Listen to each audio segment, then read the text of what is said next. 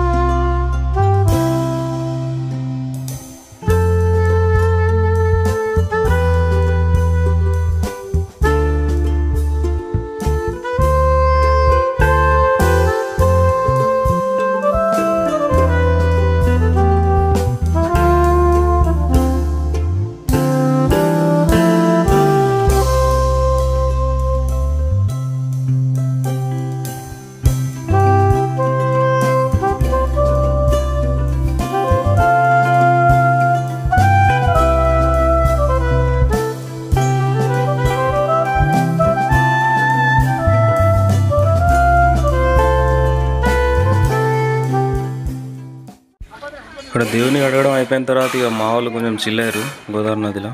చూడురి, funny guys.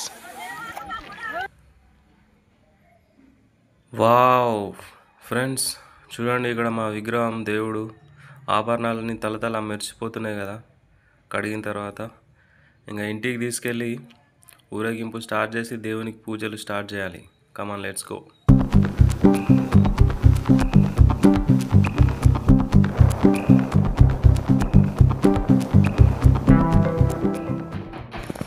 ఆ friends ఇంటికైతే వచ్చినాం. ఇక్కడ దేవుని ఒక దగ్గర పెట్టేసి డప్పు చప్పులతోని మంగళహారతి తీసుకొని దేవుని ఊరేగింపు స్టార్ట్ చేస్తామన్నమాట.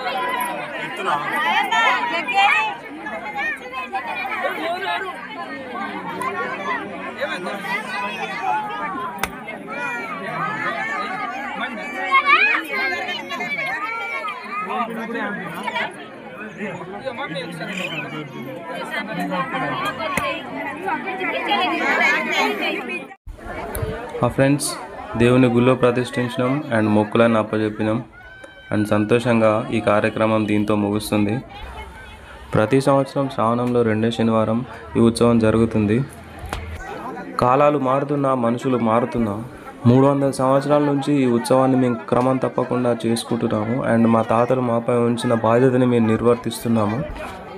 మాకు ఎప్పుడన్నా భయం వేసినా, బాధలు వచ్చినా, ఎట్లాంటి దరిద్రమైన స్థితిలో ఉన్నా మా దేవుని గుళ్ళో ఒక్క నిద్ర చేస్తే చాలు అన్ని బాధలు అవే అవుతున్నాయి. సో జై లక్ష్మీ నరసింహస్వామి.